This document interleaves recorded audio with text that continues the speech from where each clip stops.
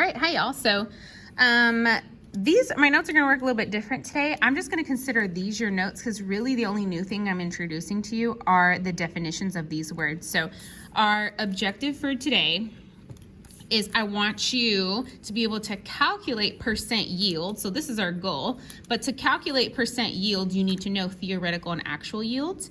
And so these are the definitions. And for right now, I just want you to be able to calculate it, and it's pretty straightforward. I give you a formula here, and I'll show you how to do that in a second. So, I meant to write my objective here. So we need to be able to calculate the percent yield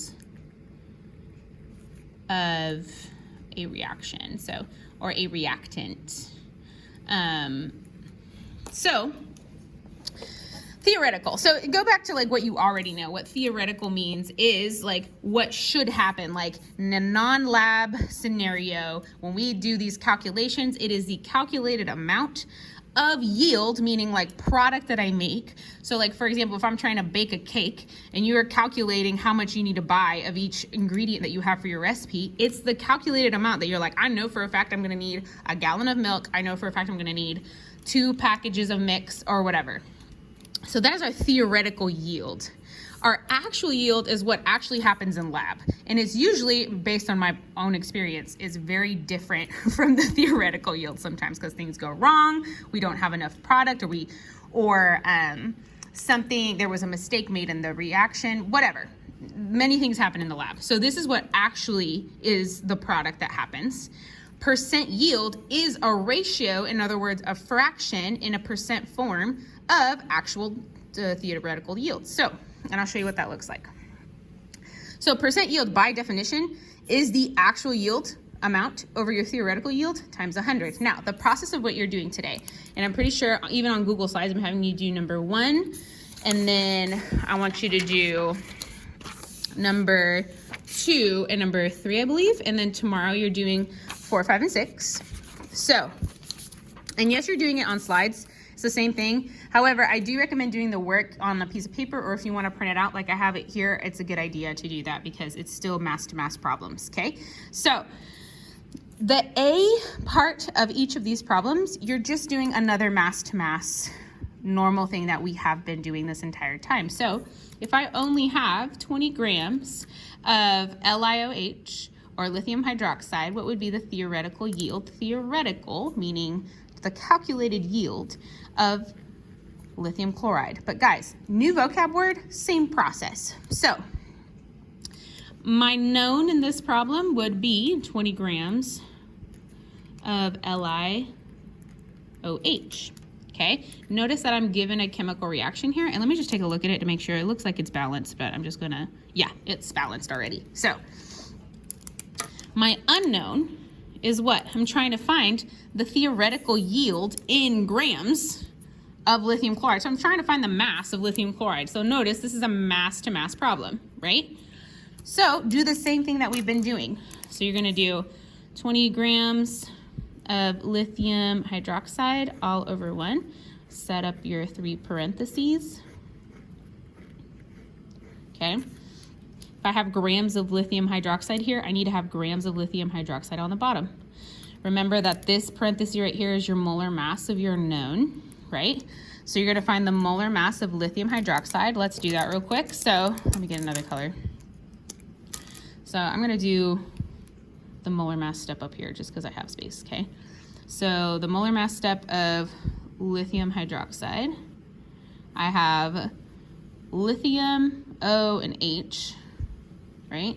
So I'm gonna look at my periodic table over here. Look for lithium, H is 7, oxygen is 16, hydrogen is 1. And we don't have to multiply them by anything because there's just 1 of everything. So we have lithium is 7, oxygen is 16, hydrogen is 1. So I'm just gonna add these 3 things together. So here's my calculator, and I'll make sure to give you guys to include a link for a calculator for you guys. I haven't been doing very well at that, sorry. It's been crazy for all of us this week. So 24 grams per mole. So that's our molar mass for lithium hydroxide. We need to find our molar mass for lithium chloride now. So let's do that. Let's do that over, if I have space, equals Yeah, it's not going to take up that much. So lithium chloride, let's just do it down here. So lithium, we already found it. Lithium is 7 grams.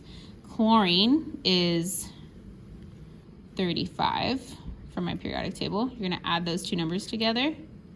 So 7 plus 35, 42. So now we have our 2 molar masses, right? So just like usual, we've already been doing this week. So my molar mass of lithium hydroxide is 24, so that's what's gonna go on the bottom here. And remember, it's always 2 1 mole of whatever your substance is. This is the molar mass step. Okay, then this part, if you forgot, is the mole ratio part. So this is the part that comes straight from the chemical reaction. And guys, notice all the coefficients are 1. So this should be very easy. So this is a 1-to-1 ratio. So we're gonna do 1 mole of lithium hydroxide to, we're trying to get to lithium chloride, 1 mole of lithium chloride. Okay, and then last step is molar mass, 1 mole of lithium of our unknown. And our unknown substance is lithium chloride, and our molar mass is 42. So we'll do that. Okay. Then multiply everything on the top divided by everything on the bottom. So it looks like on top we're doing 20 times 42, getting a number. So 20 times 42, getting a number, dividing it by 24 times they're all ones on the bottom, so divided by 24. So we get 35.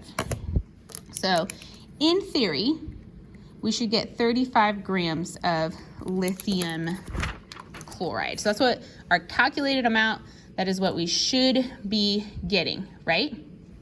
So based on that number, now you're going to read this question. Let's back up, sorry. After conducting the lab, I only produced 6 grams of lithium chloride. So after a lab, so what I actually got, this is our actual yield, okay? I actually got this amount. This was our theoretical. Now you just need to plug it into this formula to get percent yield, okay? So percent yield, that's how we write it here, or equals, sorry. Your actual yield, which we said was 6 grams of lithium chloride over 35 grams, which we just calculated, of lithium chloride, times 100. And that's what you're gonna put in your calculator. So 6 divided by 35, we get let's just say 0.17 times, oh, well, we're gonna multiply by 100. So 17%, let's say, okay? So 17% yield. Okay, so sometimes with these percent yields, guys, they get really technical with decimals. They keep it to what's called significant figures. I'm okay with you rounding, so just the way we did it here is fine. Okay, so this is what you're doing.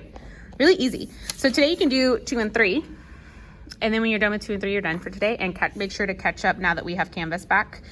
Make sure you submit everything else that you've already done this week, and then make sure to do your exit ticket for today, guys. But other than that, that's it. All right. Hope that was helpful.